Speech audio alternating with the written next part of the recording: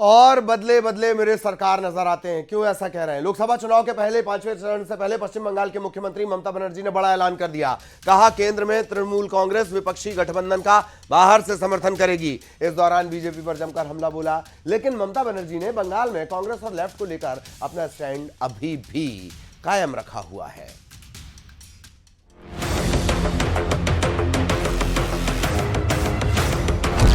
बदल गई ममता के सुरों की धार।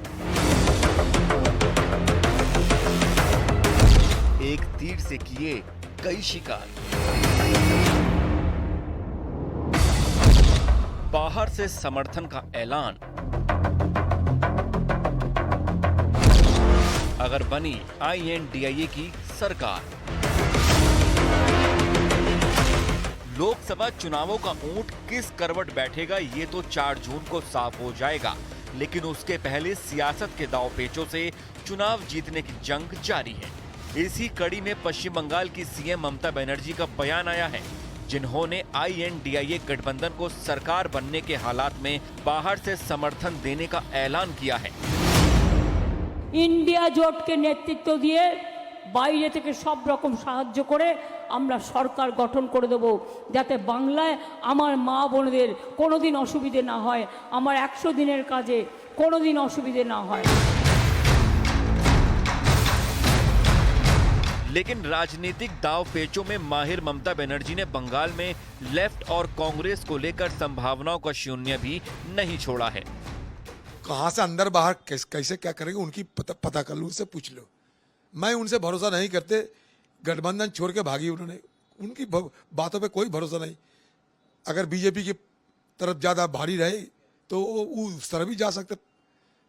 मुझे उनके ऊपर कोई भरोसा नहीं कि गठबंधन तोड़ने वाली ममता बनर्जी सबने देखा है। प्रधानमंत्री तो पहले तय करें कौन होगा प्रधानमंत्री। पप्पू होंगे कि गप्पू होंगे कि सप्पू होंगे कि लप्पू होंगे, पहले प्रधानमंत्री तो तय करें। तो कोई प्रधानमंत्री तो इनका तय नहीं है, और ये चले हैं लड़ाई लड़ने के लिए नरेंद्र मोदी से। यानी दिल्ली को लेकर ममता बनर्जी की नीति पहले की तरह अलग है और बंगाल को लेकर अलग। लेकिन INDIA अलायंस को बाहर से समर्थन की बात आई तो शिवसेना उद्धव गुट के बड़े नेता संजय राउत का चेहरा चहक उठा। ममता जी हमारी दीदी है, ममता जी भी हमारे साथ लड़ाई में शामिल है। वो भी नरेंद्र मोदी अमित शाह की तानाशाही के खिलाफ अकेली लड़ रही है। वो हमारे साथ ही रहेंगी, चाहे अंदर हो या बाहर हो। ममता जी हमारी दीदी है और वो दीदी ही रहेंगी। राजनीति की बिसात पर ममता बनर्जी का दाव भले ही नया हो, लेकिन अमित शाह के पास बंगाल से निकली हर बात का जवाब होता है। उनकी खुद की सरकार में उनकी कार्यपद्धति और भतीजे को तवज्जो देने के कारण ढेर सारा असंतोष हम देख रहे हैं, और जनता का जनादेश अपने आप में बहुत महत्वपूर्ण चीज होती है। एक बार जनता का जनादेश कंप्लीटली इनके खिलाफ जाएगा, बंगाल के अंदर निश्चित रूप से हमें कुछ करने की ही जरूरत नहीं पड़ेगी। मैं अभी भी मेरी बात पर कायम हूं। हम 24 से 30 सीट जीतेंगे और निश्चित रूप से बंगाल की जनता इस बार बहुमत सीट नरेंद्र मोदी जी को देने जा रही है। चुनाव के 4 चरण बीत चुके हैं, 3 बाकी हैं। जाहिर है सियासत के दांवपेच भी अब और तेज होने वाले हैं, क्योंकि आखिरी 3 चरणों की यह बाजी नतीजों की पटकथा लिखने वाली है।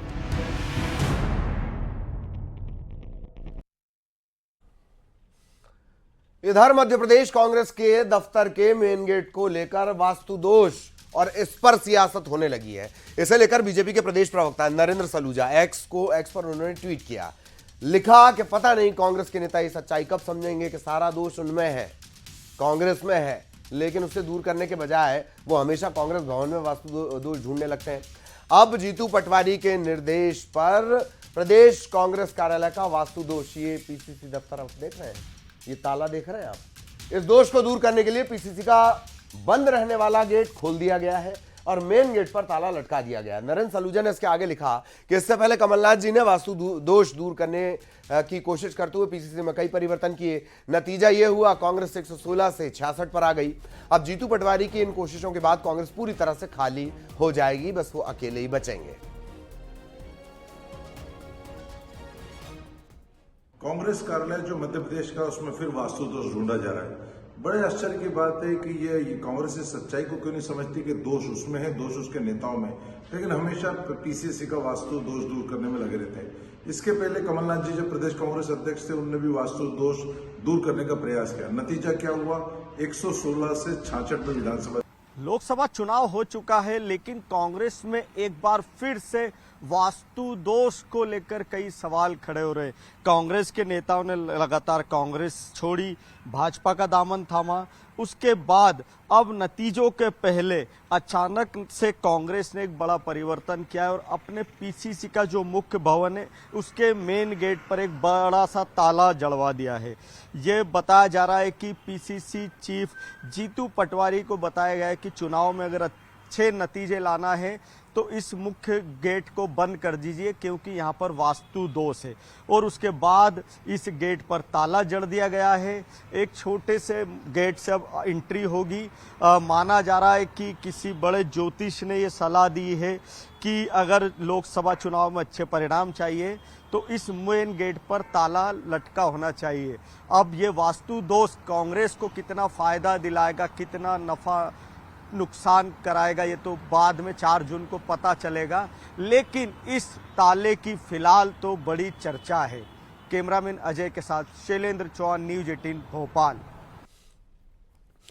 टीकमगढ़ में न्यूज 18 की खबर का बड़ा असर हुआ। 3 जातियों के लिए बने 3 कुओं को लेकर हमने प्रमुखता से खबर दिखाई। खबर दिखाए जाने के बाद प्रशासन हरकत में आया। कलेक्टर ने मामले की जांच के आदेश दिए हैं और जांच टीम बाकायदा सुजानपुरा गांव पहुंची हुई है। आपने कल लगातार देखा, इन जो 3 कुएं बने हुए हैं, अलग अलग कुएं बने हुए हैं, जात के हिसाब से बने हुए हैं।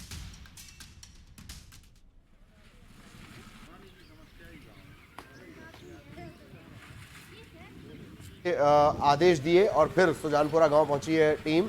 न्यूज 18 ने प्रमुखता से इस खबर को दिखाया। जाति के हिसाब से ये कुएं बने हुए हैं, एक के बाद एक, ये अलग अलग कुएं।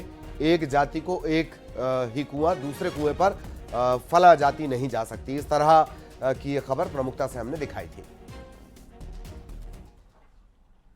और अब बात एक ड्रग्स की। इसे रेव पार्टी की जान कहा जाता है। ड्रग माफिया के टारगेट पर अक्सर यंगस्टर होते हैं। नशे के ऐसे ही सौदागरों पर इंदौर नारकोटिक्स विंग ने शिकंजा कसा। ये ड्रग पेडलर आसानी से हाथ नहीं आए, इन्होंने हमला भी किया। जब ये पेडलर दबोचे गए तो सूत्रों की माने इनके हलक से निकला ड्रग माफिया का पीओके कनेक्शन।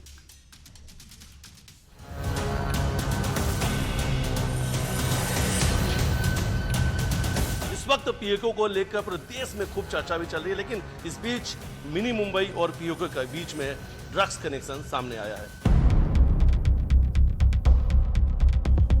इसमें एक आरोपी सलीम है जो 2015 में नारकोटिक्स विंग इंदौर ने उसे बंद करा था।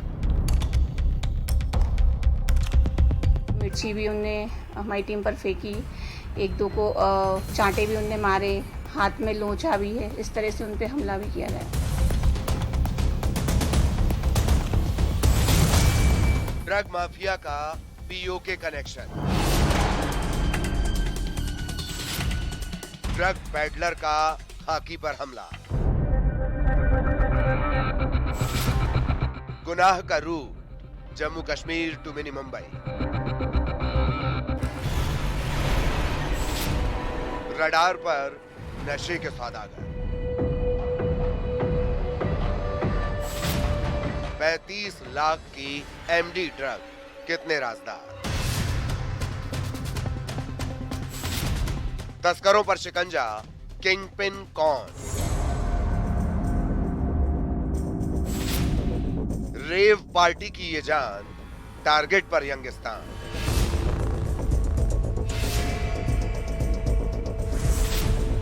ऑपरेशन तस्कर। रगों में जब ये नशा दौड़ता है तो इसका गुलाम मदहोशी के उस आलम में पहुंच जाता है जहां उसे अलग ही दुनिया नजर आती है, रंगीन दुनिया। नशे के कारोबार का सबसे महंगा नशा, जिसे पार्टियों की जान भी कहा जाता है, एमडी ड्रग। नशे के सौदागरों के निशाने पर खासकर यंगस्टर्स होते हैं। रेव पार्टियों में इस ड्रग को खपाया जाता है। नशे के कारोबार का महंगा नशा तस्करों के लिए मुनाफे का कारोबार है और इस कारोबार का जो कनेक्शन सामने आया है वो हैरान करने वाला है। मिनी मुंबई यानी इंदौर में नारकोटिक्स विंग का ऑपरेशन तस्कर। सूत्रों की माने तो इस तस्करी का कनेक्शन जुड़ा है पीओके से। इस वक्त पीओके को लेकर पूरे देश में खूब चर्चा भी चल रही है, लेकिन इस बीच मिनी मुंबई और पीओके के बीच में ड्रग्स कनेक्शन सामने आया है। नारकोटिक्स विंग ने बड़ी कार्रवाई की है, 2 आरोपियों को गिरफ्तार किया है, ड्राइवर फरार है। ऑपरेशन तस्कर में दबोचे गए ये दोनों आरोपी ड्रग पैडलर हैं, नाम सलीम और शाहरुख। दरअसल इंदौर नारकोटिक्स विंग को मुखबिरों से खबर लगी थी इन नशे के सौदागरों के बारे में। खरगोन के कसरावत में कब्रिस्तान के पास नारकोटिक्स विंग इंदौर की टीम ने ड्रग पैडलर सलीम और शाहरुख को दबोचा, लेकिन इन्हें ड्रग सप्लाई करने वाला ड्राइवर मिर्जा फरार है। सूत्रों की माने तो आरोपियों ने पूछताछ में यह खुलासा किया है कि ट्रक ड्राइवर मिर्जा पीओके से ड्रग लेकर आया था, जिसने पहले एमडी ड्रग्स का फोटो शाहरुख को भेजा। क्वालिटी और कीमत पर जब सौदा तय हुआ तो ड्रग की सप्लाई ड्राइवर ने कसरावत में की। कल हमारी नारकोटिक्स विंग की टीम ने खरगोन जिले के कसरावत एरिया से लगभग 135 ग्राम एमडी जब्त की है और जो आरोपी माल जिसका है वो जम्मू कश्मीर का कोई ट्रक चलाता है, तो इस कारण जो है जम्मू कश्मीर तक तो लिंक इसकी जुड़ी है। बाकी आगे की लिंक पूछताछ में जब आएगी तब बताया जाएगा। इन तस्करों को दबोचना भी आसान नहीं था। आरोपियों ने नारकोटिक्स विंग पर हमला किया। हमला कैसे हुआ सुनिए। जब टीम हमारी उन आरोपियों को पकड़ रही थी तो टीम पर उन आरोपियों द्वारा हमला भी किया गया और जो जैसा कि टीम ने बताया कि मिर्ची भी उनने हमारी टीम पर फेंकी, 1-2 को चांटे भी उनने मारे, हाथ में लोचा भी है, इस तरह से उन पे हमला भी किया गया।